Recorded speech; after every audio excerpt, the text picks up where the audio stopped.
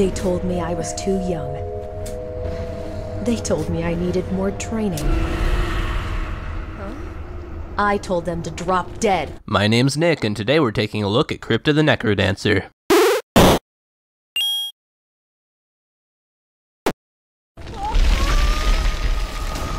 How ironic.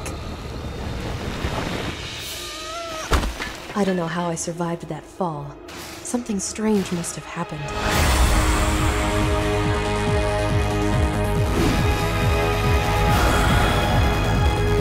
My pulse is beating like a drum, but my blood is running cold. I'm not sure what's going on, but I came here with a question. And I'm gonna find the answer if it kills me.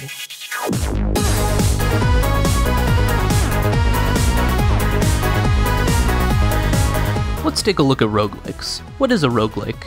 Well, a roguelike is any game that's like the 1980 game Rogue. Pretty apt, right? For those who don't know, this is Rogue. Doesn't look like much, but really, this game is a key element of the history of modern roguelikes. See, Rogue was so special because the dungeons were procedurally generated to create infinite replay value, and if you die, you have to start the whole game all over again. Now, that does sound like a lot of games today, but keep in mind that this was never done before.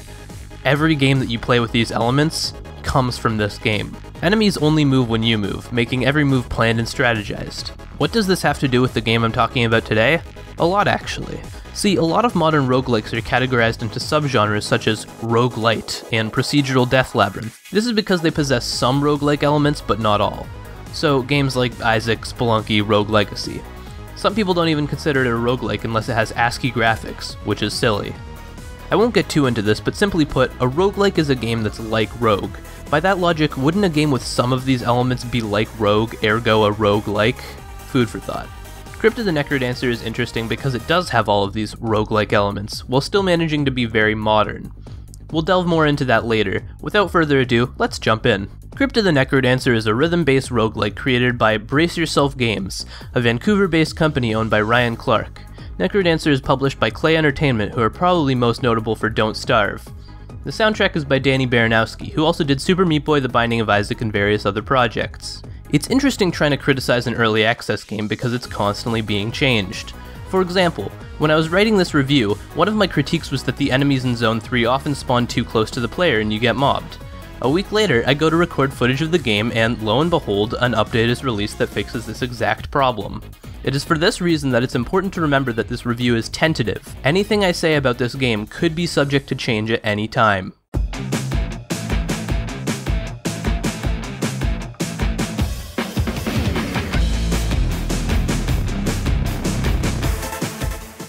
The gameplay of Crypt the NecroDancer combines the musical rhythm elements of rhythm games with standard roguelike elements.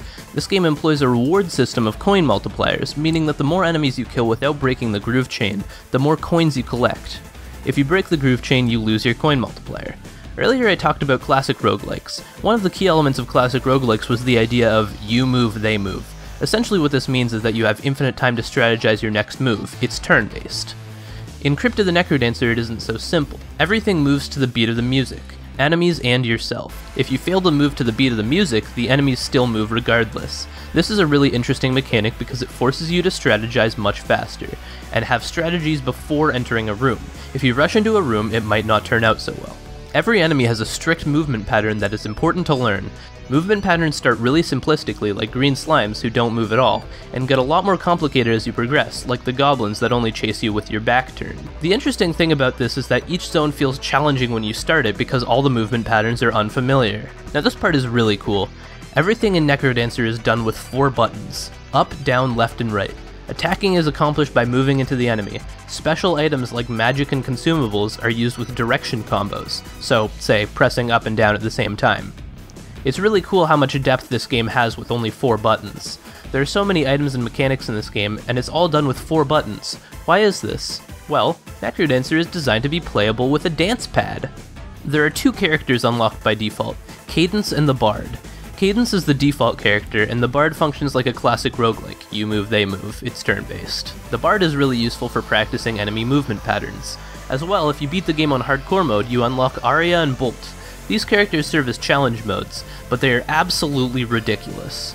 Aria dies in one hit no matter what, can't get weapon upgrades, and dies if you miss a beat. I've tried this character and I'm no good with it. Bolt is simply cadence, but with the tempo doubled, causing you to have to think twice as quickly. Again, I'm no good with this character.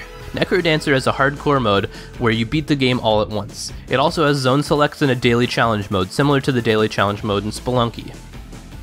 There are 3 zones in Crypt of the NecroDancer. The first zone is a cave and is fairly easy, the second zone is a jungle and is somewhat more challenging, and the third zone is a fire and ice world that is actually quite difficult. Zone 3 is split in half fire, half ice. Each zone consists of 3 levels and a boss.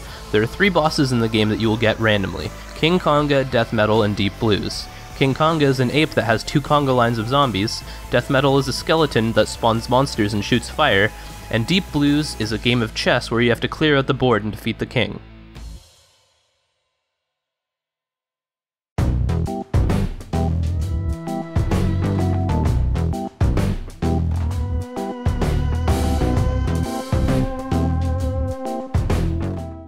The music in Crypt of the NecroDancer is made by Danny Baranowsky. Is there anything more to say? I mean, the music is freaking fantastic. The music is themed accordingly to each zone, and each zone has 3 songs, 1 for each level. One interesting anomaly to this is Zone 3. In Zone 3, each level has 2 variations of the same song, rock and electronic. When you're on the fire side, it plays the rock version, and when you're on the ice side, it plays the electronic version.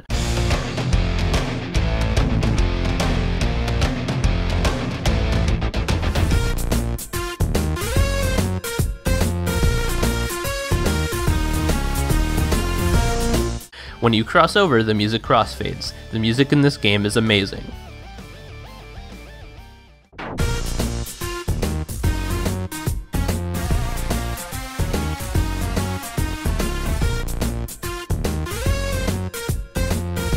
The graphics are pretty standard pixel art. As the title screen says, a lot of the sprites are placeholder art, and you can tell in some cases.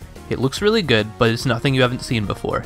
The animations are nice and the characters are stylish. As well, the enemies are all really cool looking.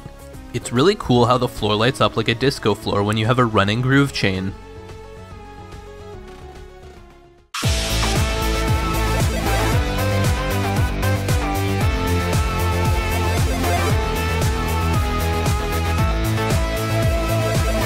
This game will last you a long time. I already have over 30 hours in it, and I haven't even come close to the level of skill I would like to possess. I get more value out of cheap roguelikes than I do out of AAA titles. This is because of how long it takes to perfect the game. I bought Spelunky for $5 and I enjoy it more than almost any game more expensive than it. Same goes for this game. Crypt of the NecroDancer is a great roguelike that I thoroughly enjoy, but there's one test for early access games. If it weren't early access, would you still buy it? For me, the answer is yes. There is enough content in this game for me to enjoy it even if it never received another update. I'm really excited to see how this game evolves over time. I highly recommend this game.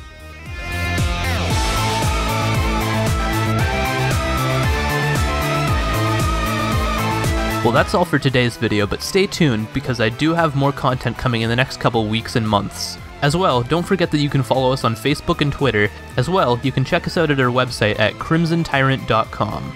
Also, I have a personal Twitter if for some reason you want to follow me in particular, so you can check that out as well. I do post occasional updates on that personal Twitter, so if you are interested in seeing the progress of videos or other things I'm working on, then I would recommend following me there because that's the best place to find out what I'm working on. Thanks for watching, and I'll see you next time.